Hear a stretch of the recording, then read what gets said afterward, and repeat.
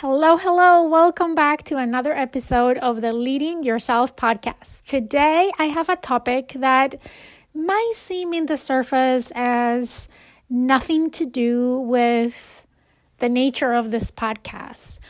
But bear with me because there is a connection underneath. Today, I want to talk about nutrition. Nutrition to feel at your best. There is a big misconception related to nutrition in our culture. Whenever nutrition comes up in a conversation, we associate it with dieting and weight loss. And today, I want to talk about nutrition for a completely different perspective. I want to talk about nutrition from an enabler to allow us to feel our best, to live our best lives. So let's dig in.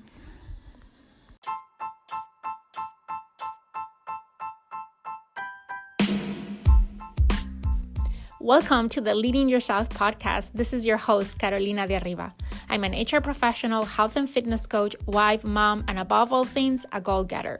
In this podcast, we're going to be digging into all things leadership, professional and career development, habits, and relationships. This is a podcast for those who want to become the best version of themselves. Those who have big dreams and are willing to embrace the journey and put in the work to achieve them. My goal is to share with you the tools, tips, and tricks to help you in your journey. So let's dig into today's episode. As I mentioned, there is a big misconception related to nutrition. Whenever nutrition comes up on a conversation, we associate it with dieting and weight loss. And I have to be honest, I've been there. For years, I struggled with the way I looked, and I tried every diet out there in an effort to lose weight and look in a certain way. I believe that in order to fit into certain social circles, I had to look a certain way. That I would be excluded of certain things if I didn't look a certain way. And I look into nutrition as the enabler to help me accomplish that. What I've learned is that nutrition goes much more beyond how we look, but it determines how we feel. It's key for our well-being. Nutrition plays a key role in feeling at our best, in how much energy we have, in how clearly we think, in how productive we are during the day. Even impacts our mood. It's all greatly influenced by what we consume. So this year, if you've been listening to the podcast, you might have heard me say several times that I made the commitment to live my best life in 2020. And in my mind, I can't live my best life if I don't feel at my best. Therefore, nutrition is a big part of it. I see nutrition as one of those foundational blocks in helping me live a healthy and fulfilling life. So let me tell you that I've completely changed my perspective on nutrition over the last years. And now I look at nutrition as a way to fuel my body in order to feel at my best versus a way to achieve a certain weight or look a certain way. Nutrition used to be, for me, a punishment. Dieting felt like making sacrifices that I had to make in order to look a certain way. I used to think about food as the enemy. When I went off track with whatever diet I was doing, I felt ashamed, defeated, upset with myself, and I felt I was a failure. As a result, I ended up associating diets with a negative feeling. I saw nutrition as an all or nothing. That perfectionism in me would see nutrition as black and white. It was either I was all in or I was all out, which meant that I was constantly living on this roller coaster. But as I started to learn more about nutrition versus just weight loss diets, I started to better understand the difference between the two things, and I started to change my perspective around food. Today, I don't look at food anymore as a punishment or as something that I need to restrict or as a thing I need to deprive myself from in order to look a certain way, but rather I look at food as fuel to my body and my mind. I look at nutrition as an enabler to productivity, to mental clarity, to high levels of energy, to overall health, and even to happiness. What we eat and what we drink are basically the main sources of energy to our body. So imagine that you're driving a fancy, expensive car. Whatever that dream car is for you, let's say you're driving a Ferrari. I bet that if you had a Ferrari or whatever other fancy car you're visualizing in your mind, you would not fill up your tanks with low quality gas. So why would you fuel your body with low quality foods? Today, I don't want to talk about any particular diet or nutrition program, but I want to share with you some changes that I've made to my nutrition that have helped me do all these things that I mentioned before: improve my productivity, my mental clarity, increase my levels of energy, improve my overall health, and even positively impact my mood. So in this quest to take control over my nutrition in order to fuel my body, I started by adding things to my life. In the past, every time I look at nutrition or diets, it was about restricting myself, taking things out, excluding food groups, excluding things that I shouldn't be eating. But sometimes it's easier to add rather than take away. And for me, that was exactly the case. What it ended up happening is that as I added new things to my diet, as a side effect, I started to give up on things that were not as good for me. So it ended up being really a win-win. And in my opinion, it just made it easier because instead of focusing on what I couldn't have, what I had to take out, I was focused on what I could add in to my diet. Psychologically, at least for me, this approach made the change so much easier and so much sustainable. So what did I add? The first thing that I started adding was water. I've never been a soda or juice drinker, but I love coffee. I could drink up to 48 ounces of coffee a day. Yes, that's the equivalent of 2 venti-sized coffees every day. And every ounce of water that I was drinking typically meant an ounce less of water that I was drinking. So in average, I would say I was drinking between 32 and 50 ounces of water, which is just not enough. You probably have heard that you should drink at least half of your body weight in ounces of water. And I was well below that. So I started to drink more water. My goal was to drink at least 60 ounces of water a day to start with. And today I'm drinking between 90 and 120 ounces every day. Let me say that it didn't happen overnight. It took some time to slowly increase that water intake. But as I did, I started to see immediate benefits. I had more energy. I was less foggy as a result. I was able to focus more, which helped me increase my productivity. I ate less snacks in between meals, and I started drinking less coffee, which helped me to have better night sleeps and wake up more energized and refreshed the next morning. The other thing that I started to add was more veggies into my diet. I was already eating veggies. I've always liked veggies. I've grown up eating veggies, but I was just not eating enough of them, both in quantity as well as in variety. Like I felt like I was always eating the same veggies over and over. So I started adding some here and some there. I started trying new veggies or cooking them in a different way that I used to before. I made the commitment to add more veggies in every meal, well, with exception of breakfast. So the more veggies that I added, the less processed food and empty carbohydrates that I found myself eating. So I find myself eating less snacks in between meals and having less cravings as a result. Then I started to look at the things that were not fueling my body, the things that I were eating, and they were just not helping me feel at my best, but actually they were making me feel tired, bloated, constipated, and sluggish. I started using a food diary, not only to track what I was eating, but also how I was feeling after eating certain foods. I did that for an entire month, and let me tell you this, it was amazing. I had no idea how keeping a diary could help me, and it did in a big way. It helped me to be more aware of what I was eating, how much I was eating, and why I was eating, and how food was impacting me. And a lot of things that I never took the time to think about, I just ate.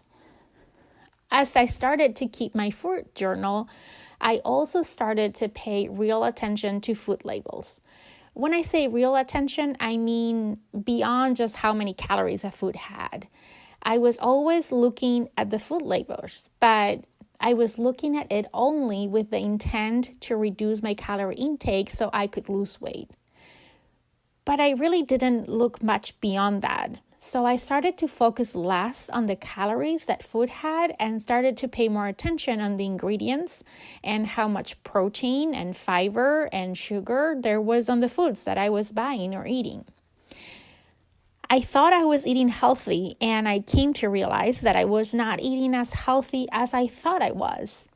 It was really eye-opening to realize how much processed foods, how much sugar I was eating, and how much low-calorie foods didn't necessarily mean that those foods were better or healthier.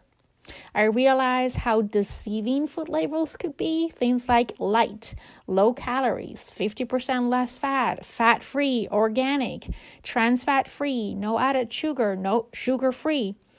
They're all marketing strategies to make you buy more of those products, but not always means that the food is healthier or better for you. As I started journaling, I was able to identify what foods helped me feel at my best and which were causing me not to feel so great. This is how I find out that I have a sensitivity to gluten, that if I eat too much fried food that make me sick, among other things. I now know exactly what foods help me feel at my best. That doesn't mean that I always eat those food. I'm still human. The other things that I learned on this journal is that the key to success is balance and moderation. Probably you have heard this many times before, just like I did. But I use it as an excuse to cheat versus a principle to live by. So today, my perspective on that has changed drastically. I search for balance and moderation every day, listening to my body. I know I said I was not going to talk about any diets or any particular nutrition program, but I have been greatly influenced by one when it comes to listening to my body and understanding what my body needs. And the name of that program is To Be Mindset. What I learned is that depending on what my body feels and needs is how I need to fuel it. So for example, when I start to feel hungry, I drink water. If after drinking water and pausing for a minute, I'm still feeling hungry, then I grab some veggies. When I'm hungry and I'm looking to stay full for a while, I reach for proteins. When my body's screaming for energy, those times when you feel that you just don't have the energy to keep going with your day, I reach for fiber-filled carbohydrates, which is not all carbohydrates. Learning for what each food group is intended, what purpose they have, and how they can support my body has helped me to learn how to be more mindful about what my body needs and be able to give it just what it needs when it needs it. As a result of COVID-19, a lot of local businesses are struggling, but we can all support. And from my standpoint, I want to use this platform and this podcast to shout out to locally owned businesses. And I want to start by shouting out to the Michigan Threads headbands. I found them in Instagram. They are a Michigan female-owned business located in Northville, Michigan. And what impressed me the most about them is their mission to fit America one headband at a time. A portion of every purchase goes to feeding America. And their headbands are just amazing. They're all hand-sewn and their operating times is just 1 to 3 days. So go check them out at michiganthreadsheadbands.com or find them in Instagram. Go grab a headband and let's support local businesses. Over the years, as I tried many diets, there was always one thing in common. I always feel deprived, restricted. I found myself eliminating certain food groups or foods that diet restricted. And that made it just not sustainable. But I learned that there is no need to eliminate any food groups from your diet unless, of course, you have an allergy, a sensitivity, or any other medical condition, or even a religious belief that keeps you away from eating certain foods. Just learning how each group serves your body and be intentional about how you reach to each food group is the key. I personally stay away from gluten because I know now that I have a sensitivity to it. I've learned that every time that I eat gluten, I feel bloated and tired, and I experience fogginess, and I'm sluggish, and sometimes even have a headache. So it's just not worth it for me.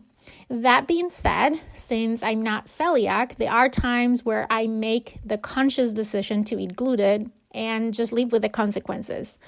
Like everything in life, when you make any decision, you weigh the pros and the cons, and sometimes enjoying quality time with my family, eating pizza or a cone, weighs much more than not feeling at my best the next day. I, of course, limit those instances, which on one hand, by default, makes those experiences more meaningful. I enjoy them more because, let's be realistic, how many times do we eat something that we know it's not good, quote unquote, for us, but we eat it because we like it. But as we're eating it, we're not even enjoying it because we eat so fast, because we're not mindful of what we're eating. And once we're done, we're like, okay, I didn't even enjoy it. That happened to me a lot. On the other hand, by being aware of how foods make me feel, I'm very strategic about when I eat them. So for example, if the next day I have an important meeting or an event or something going on that I need to be in my A game, I just avoid gluten the day before, period. I am not suggesting that you limit your gluten intake. What I am suggesting is that you learn how foods impact you, that you identify the foods that are preventing you from being on your A game, and that you're strategic about when you eat them and how often you eat those foods. The only way I know to identify what are those foods that are good for you, those that help you feel at your best, and which ones maybe have the opposite effect is to keep a journal. And when you're journaling, include both what you eat, how much you eat, when you eat, why you eat, and how do you feel after eating those foods. It does take some time, but let me tell you this, it's totally worth it because you'll have a game plan going forward for the rest of your life. Okay, there is so much to talk about nutrition. I could be talking about this topic for hours because I have become very passionate about it. I feel that the science behind it and finding out all these things that make me feel at my best have become an obsession sometimes for me in the good sense of the word. So I'm thinking I might do more podcast episode related to this topic, maybe invite some experts or some friends to join me in the conversation so you can also hear different perspectives. But until then, stay healthy, live your best life, and I'll see you again on another episode of the Leading Yourself podcast.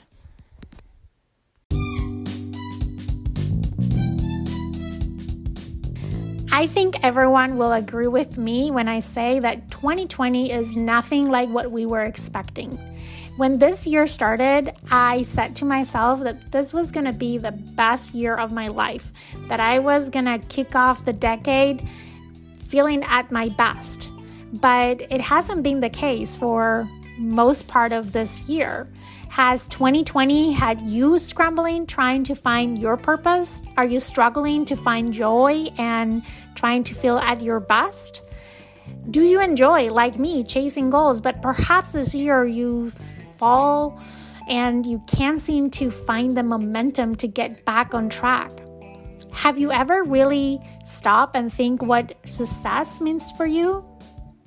For the first time ever, I will be hosting a 5-day Live Your Best Life challenge. Join this free challenge and discover that there's a whole other level of fulfillment and joy that you can tap into right now while you continue to aim for bigger things and continue to work in becoming a better version of yourself. For more information and to join completely free, see the link in the description of this podcast episode.